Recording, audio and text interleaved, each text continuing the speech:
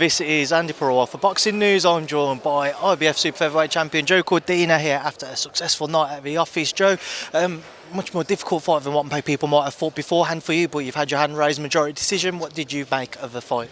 It's quite awkward. It wasn't a straightforward fight. I never overlooked him, but maybe subconsciously I did. I don't know, but it didn't feel like I was fighting today, put it that way. And it's just one of them things. Sometimes you have good nights, sometimes you have bad nights.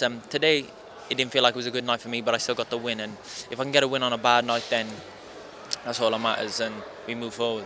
If you could put it down to something, what do you think it was? Maybe boxing in a smaller venue now that you are world champion. You've had those highs of fighting in front of your hometown, winning a world title. You've had those massive nights. Was it coming down to this? Was the weight difficult? Like, what could you try and put it down to? I can't put it down to anything because then you're making excuses. It is what it is. If I've had bad performance in the past, I just take it on the chin, and that's where we just make sure we don't do anything wrong next time. But that's for me to know regardless than you to find out, innit? So yeah, we'll keep that to myself. It's still my job to try and press you on that fight. But on the weight front, obviously you've said in the past maybe one more fight and then moving up. Is it kind of getting more difficult now at this stage of your career? I'm 32 in a couple of weeks, a few weeks. So we just gotta push on and just make sure I'm doing everything right. I can't cheat the weight. I gotta make sure I hit everything that Dan tells me to do. I gotta make sure I hit it every time and not cheat it, because some people do. They can afford to have a little chocolate bar here and there and a little cheat meal here and there. I can't do that. I'm getting older and it's going to be harder to make the weight, but listen, I'm good at the minute. Maybe 1 or 2 fights left at Super Feather and then move up.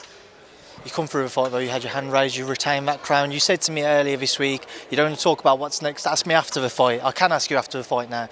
The floor's yours, Joe. What is next for you? Well, there's unifications out there, and there's a fighter, Lee Wood, and they're all good fighters. You got Oshak Foster, you got Navarrete, and Hector Garcia. I don't know what's happened with Hector Garcia at the minute. He's gone missing. I don't know what's happening with the WBA belt, but then you've got Lee Wood. All them fighters are great fighters, and it's just whatever makes the most money, really, for me. That's all that matters to me now.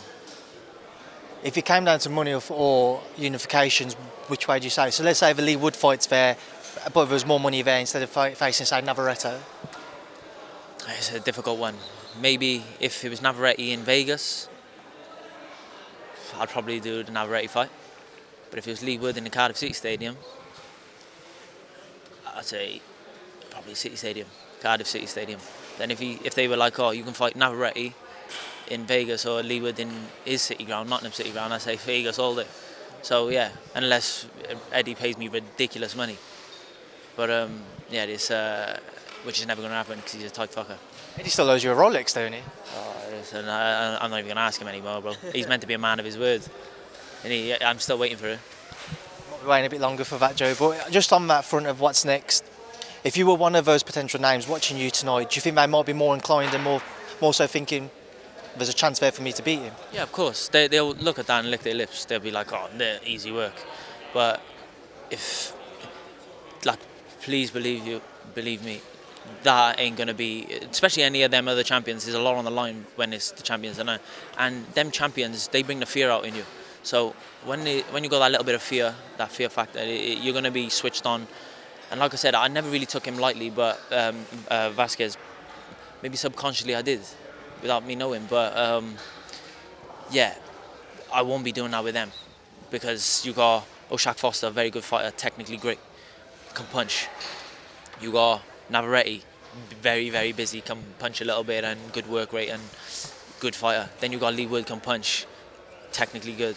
Then you got Hector Garcia, and also an Olympian, who's a very good fighter technically and can punch. So they got that fear. I got that fear factor with them, and I know there's a lot on the line with them. So I'm going to be very switched on. But yeah, they can look at that, lick their lips, but that's not going to be the fighter that's in front of them if we do get in the ring with any of them other fighters.